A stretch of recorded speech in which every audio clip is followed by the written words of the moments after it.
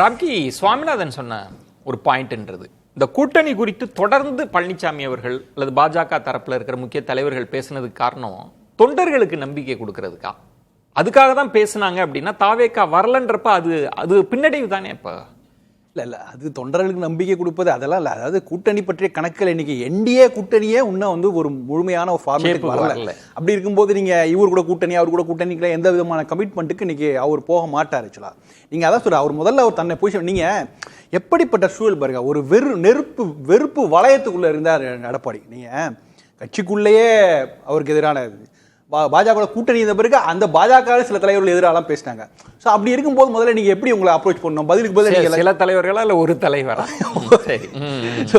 So அப்படிப்பட்ட எதிர்ப்பை வந்து எப்படி எதிர்கொள்ளணும்னா நீங்க வந்து இப்படிதான் இந்த மாதிரியான அப்ரோச் தான். நீங்க ஏன்னா முதல்ல உங்களை பொசிஷன் பண்ணும் எல்லாம்.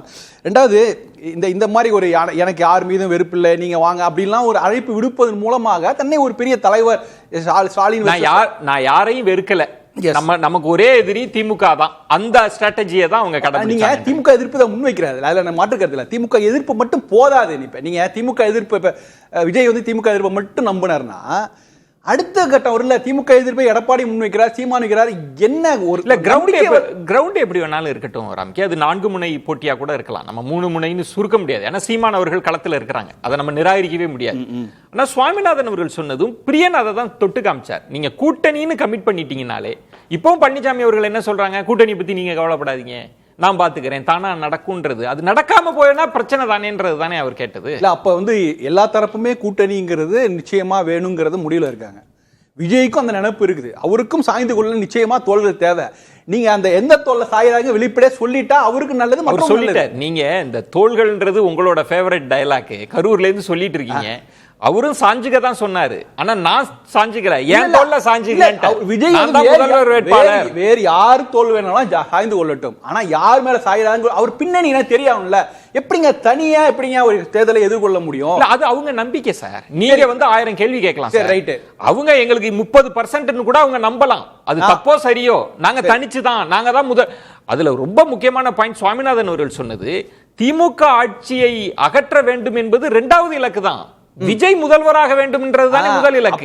அப்ப நீங்க எப்படி பொசிஷன் பண்றீங்க? எனக்கும் திமுகவும் எங்களுக்கு தான் போட்டி நீங்க சொல்றீங்களே. அப்ப நீங்க என்ன பண்ணிருக்கணும்னா சீமான் பண்ணாத விஷயங்கள், எடப்பாடி பண்ணாத விஷயங்களை நீங்க செய்யணும். என்ன செய்யணும்னா கதவை திறங்க, காட்டு வரட்டும். கதவை தட்டுறாங்க நிறைய பேர் வந்து உங்க கூட கூட்டணி சேர்றதுக்கு. எவ்வளவு பேர் தட்டுறாங்க. எடப்பாடி பிடிக்காதவங்க, சீமான பிடிக்காதவங்களாம் வந்து கதவை தட்டுறாங்கல்ல, கதவை திறங்க, கூட்டணியோட கை போடுங்க. எல்லாம் இனிமேல் திறக்கலாம். ராம்கி, தாவேக்காவுல இந்த கரூர் நிகழ்வுக்கெல்லாம் பிறகு நடக்கிற கட்சி ரீதியான மாறுதல்கள்ன்றது அதை நோக்கி அவங்க நகர்றாங்க. வெளியில இருக்கிற ஆட்களை அகாமடேட் பண்ணலாமா, அதெல்லாம் அடுத்தடுத்து செய்வாங்க. நீங்க இப்ப ஆரம்பித்தால்தான் ஒரு பர்செப்ஷன் வரும். திமுக வெர்சஸ் தாவேக்காங்கிற பர்செப்ஷன். நீங்க எடப்பாடியை வந்து நினைக்கிறீங்களா, உங்களால் சீமான முந்திரத்துக்கே கொஞ்சம் தடுமாற்றம் தான். ஆனா நீங்க எடப்பாடியை வந்து நினைக்கும் போது அப்ப நீங்க என்ன பண்ண, ஒரு கூட்டணியை நீங்க இறங்கி கட்டமைக்கணும். நீங்க பனையூரை விட்டு வெளில வந்து எல்லா தலைவரும் சந்தித்து கூட்டணி கட்டமைக்க சொல்றது. பழனிசாமி அவர்களுக்கு இருக்கிற சவால் கூட்டணி கட்ட முடியலன்னு பேசுறது, விஜய்க்கு என்ன சவால்ன்றது தான் அவர் பண்றாரு. இல்ல நீங்க எப்படி என்ன செய்வீங்க? முதல்ல பேசும்போதே சொன்னேன், விஜயும் கூட்டணிக்கான கதவை திறந்து வச்சிருக்காரு, இன்னும் யாருமே போகாத இருக்காங்க. எல்லாமே தேர்தல் நெருக்கத்தில் வந்து எந்த கூட்டணி ஸ்ட்ராங்கா இருக்கும் அந்த கூட்டணியில் சேரலான்ற ஒரு முடிவில் வருவாங்க. இப்ப தினகரன் போன்றவர்கள்லாம் விஜய் தனியா இருந்தாலே போய் சேரதுன்னு ஒரு முடிவுக்கு வந்துட்டு அவர் வெளிப்படுத்துறாரு. திமுகவுக்கும் தாவேக்காவுக்கும் தான் போட்டின்ற அளவுக்கு தினகரன் வந்து இன்னைக்கு பேசுறாருன்னு நம்ம பார்க்கிறோம். பட் திமுகவை அதிமுக எதிர்க்கிற விஷயம் இருக்குல்ல, அதை மட்டுமே மக்கள் நம்பி இனிமேல் ஓட்டு போடுவாங்கன்னு சொல்ல முடியாது. திமுகவை அதிமுக பலகாலமாக எதிர்த்துட்டு இருக்கு. நீங்களும் திமுகவும் அதிமுகவும் கிட்டத்தட்ட ஒரே மாதிரியான ஸ்கேலில் வச்சு பார்க்குற வாக்காளர்கள் லட்சக்கணக்கில் இருக்காங்க. அந்த வாக்காளர்களுக்கு நம்பிக்கையை பெறறதுக்கு அதிமுகவில் முடியுமானா முடியாது. அதோட திமுக எதிர்ப்பு போராது. ஆனால் புதுசாக வந்திருக்கிற ஒருத்தர் திமுகவையும் அதிமுகவும் சேர்ந்து எதிர்க்கிற வச்சுக்கோங்க, அது வந்து ஒரு நம்பிக்கையை உருவாக்கும். அக்னீஸ்வரன், அந்த நம்பிக்கையை தாவேக்கா பெற்றால் அவங்க கொஞ்சம் மேலே வரதுக்கு தானே வாய்ப்பு இருக்குன்னு சொல்றாரு. நம்பிக்கை வந்து அவங்க வந்து பிரதமருக்கு கூட நாங்கள் தான் அடுத்த பிரதமர் சொல்லலாம் சார், அது முக்கியம் இல்லை சார். தமிழ்நாட்டில் 234 தொகுதிகளில் நீங்கள் எந்த இடத்துல இப்போ பிரிகேடு நிறுவனம் நீங்கள் வந்து அந்த இதில் நடந்தது சதுப்பு நில காடுகளுக்கு அறிக்கை விட்டீங்க. ஆனால் அதிமுக நீதிமன்றத்தை நாடி அதே அதிமுக அரசாங்கம் இருக்கிற போது வேலியை அமைச்சாங்க. அது மாதிரி ஒரு குழு ராமன் குழு, PS ராமன் குழு போட்டாங்க. இது நடவடிக்கை இது முக்கியம். வெறுமனே வந்து தீர்மானங்களை நிறைவேற்றிட்டு அது மாதிரி திருவாரூரில் அது மாதிரி நெல் சாகுபடி தீர்மானம், ஆனால் எதிர்க்கட்சி தலைவர் களத்தில் என்றால் முதலமைச்சர் கூட போகலைங்க. ஆகவே இங்க செயல்படணும். எதனால இவங்க ஒப்பீடு இன்னொன்னு சொல்றாங்க சார், இன்னொன்னு சார், நம்ம வந்து நம்ம 4 கட்சியை தாண்டி கூட எங்க வேணாலும் போய்க்கலாம், ஆனா நான் பிரதமர் ஆகணும், நான் முதலமைச்சர் ஆகணும். சார் தமிழ்நாட்டில் 63 கட்சி இருக்கு சார், 63 கட்சி தலைவர்களும் நான் முதலமைச்சர் சொல்றாங்க, ஆனா ஒரே ஒரு முதலமைச்சர் தான் தமிழ்நாட்டுக்கு தேவை. அப்போ எந்த செயல்பாடுன்னு பார்க்கணும். இன்னொரு விஷயம் 26%, அது யார் சார் சொன்னது? அந்த 26% யாரு? நம்மளே எடுத்துக்கிறதா? 30% பேர் வாக்களிக்கவே இல்லைங்க.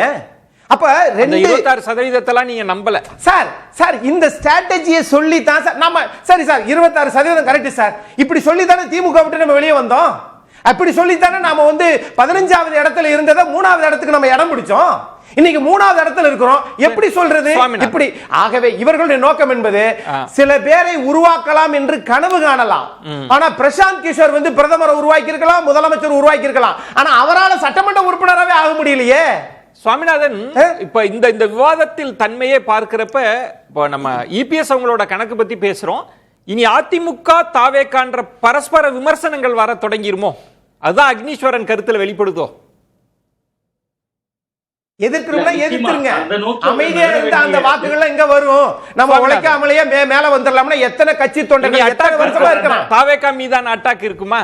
அதை நோக்கி அது அவர்கள் முதல் பத்திரிகையாளர் சந்திக்கட்டும், எங்களுடைய எதிரி திமுக அதிமுக என்று சொல்லட்டும்.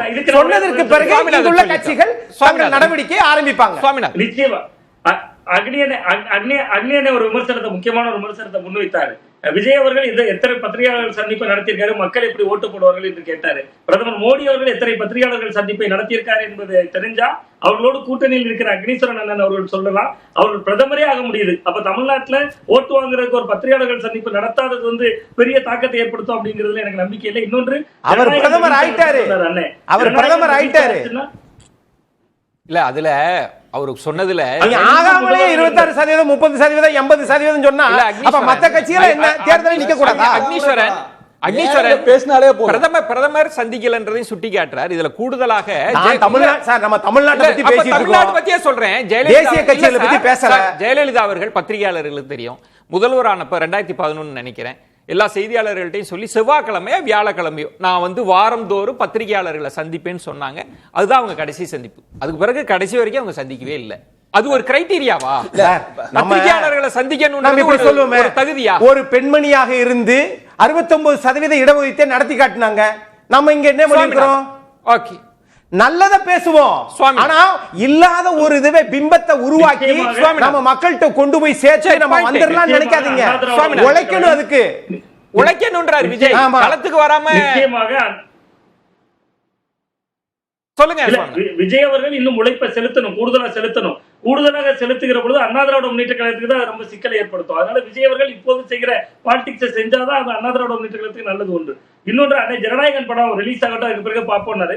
ஜனநாயகன் படம் ரிலீஸ் ஆகிவிட்டது என்று சொன்னால் அதுல இன்னும் எவ்வளவுலாம் பஞ்சு டைலாக் வச்சிருக்காரு தெரியாது திமுக அரசுக்கு எதிராக. அவங்களுக்கு பாதிப்பு ஏற்படுன்றார்ல, எப்படின்னு கேளுங்களேன். இல்ல அவர் களத்துக்கு போனா எப்படின்னு கேளுங்க, ஏன்னா அவர் மேல வெளிச்சம் இருக்கும். அது அதிமுகவை வந்து பின்னுக்கு தள்ளி சொல்றாரு. ரொம்ப சிம்பிள்ங்க. திமுக எதிர்ப்பு ஆளுங்கட்சி எதிர்க்கிறது நாடகம். அப்ப ஆளுங்கட்சி எதிர்க்கிறது மாட்டேன்றாரு இவரு. அப்ப திமுக எதிர்க்கிறது நாடகம். ஒத்துக்கிறீங்களா? அது வேற சார். எப்படி ஒரு பிரேக் எடுத்துட்டு அது எப்படி வேறயா போயிருக்கு?